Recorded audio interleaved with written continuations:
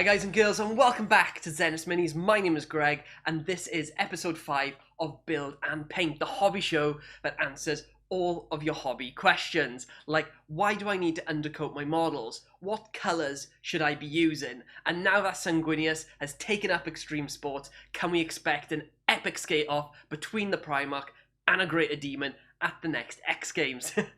Spoiler alert, Sanguinius still breaks his legs. So on today's show, we are undercoating our Skitarii Ranger, but it's super frosty here in Wales, so what should you be taking in consideration before you start spraying? First up are weather conditions. So guys, you don't want to be spraying when it's too hot or too cold, as this can affect the consistency of the paint as it's leaving the can and landing on your model. So make sure you're checking the side of the can as well, as this will give you the best temperature range for you to be spraying in. And if it is a bit too cold, especially at this time of year, then you can leave that can in a warm bowl of water just to bring that temperature up. And if you are spraying in ideal conditions, then this will leave you with a nice smooth and consistent undercoat, which is what we want when we're painting on top of it. Remember, the sprays come in all different colours, so always aim for an undercoat that will complement the rest of your paint job. If you're going for something quite grim, quite dark, actually using a black spray is probably the best choice. If you're going for something that's quite vibrant and bright, using something like white or light grey is probably more effective. But you can also use it to speed things up. If you're painting Blood Angels, for example, or maybe Iron Warriors, actually it might be quicker for you to spray them red and silver respectively. So you can use it that way just to speed up the process.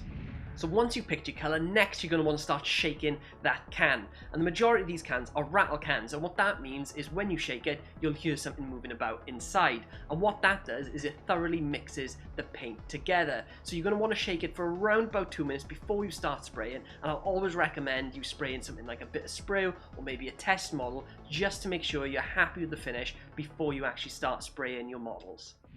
So now that your can is thoroughly shaken, you are ready to start spraying, but you don't want to spray too close or too far away from your model. If it's too close, you may end up drowning the model in too much paint, and if it's too far away, then it's the opposite. You're just going to lightly dust your model and probably waste a lot of paint in the process. So check the recommended distance on the side of the can, but usually you're looking at around about 8 to 10 inches, and by spraying at that distance you're going to ensure that the model is fully covered, but also that you're not clogging any of those fine details.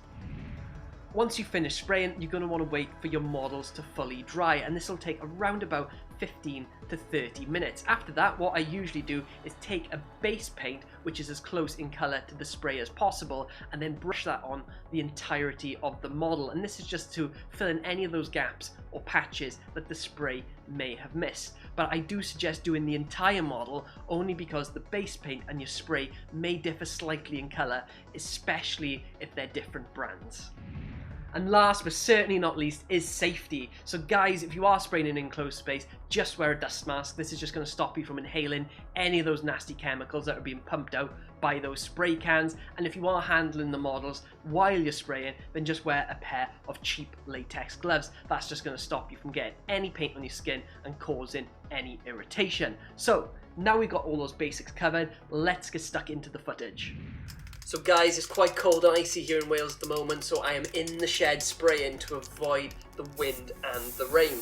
I've also popped my spray cans into a sink of warm water beforehand, and that's just to gently raise the temperature of the paint before I take it outside. So after thoroughly shaking the can, I've made sure to test the paint on the bit of cardboard before spraying my models, and this is just to check that the consistency of the paint is correct.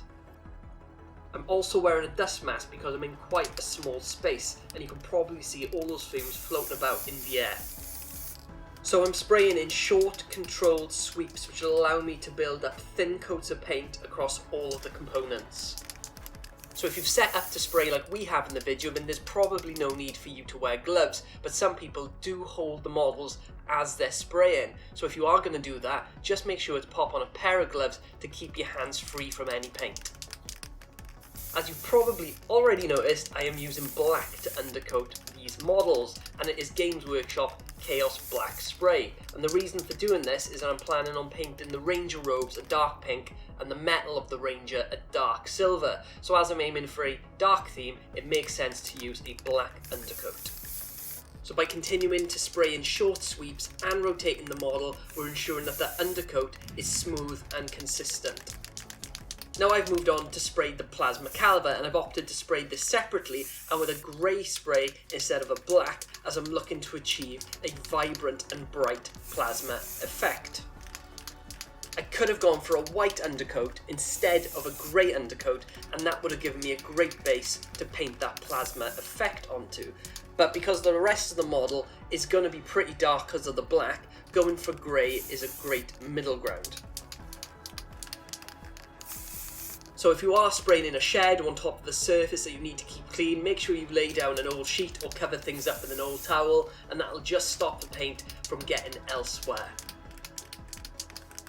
So other than the change of colour, the process is exactly the same for spraying the plasma caliber as it was for the rest of the model.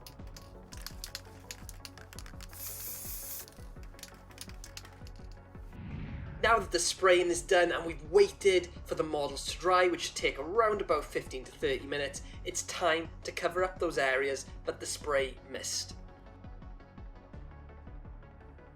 Here I'm using the large Games Workshop base brush, and the paint is Abaddon Black mixed with Lamium Medium. So there's no need to be worried about neatness here, you've just got to get that black on the model, and it usually takes around about 2 to 3 thin coats to fully cover it.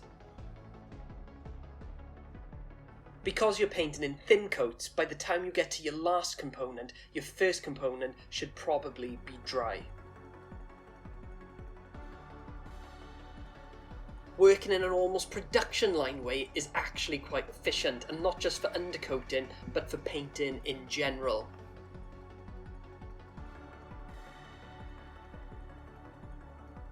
So the backpack was quite tricky as the spray had missed a lot of those small gaps, so it took a couple more layers than the other components to fully cover.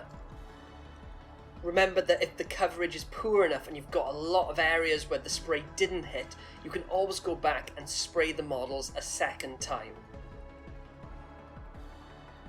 Once you've finished with the black undercoat, wait for it to fully dry, and then you're ready to start painting.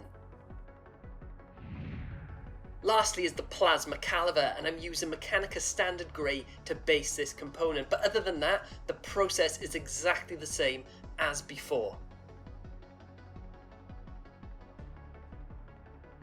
Guys, that is the end of today's episode. Really hope you've enjoyed. If you have, leave me a like, drop me a comment, let me know what you think, and subscribe if you want to, because next week the prep work is done and we are ready to start painting the Skitarii Ranger. So I'm really looking forward to it, and you do not want to miss it. But until then, take care, and I'll see you next time.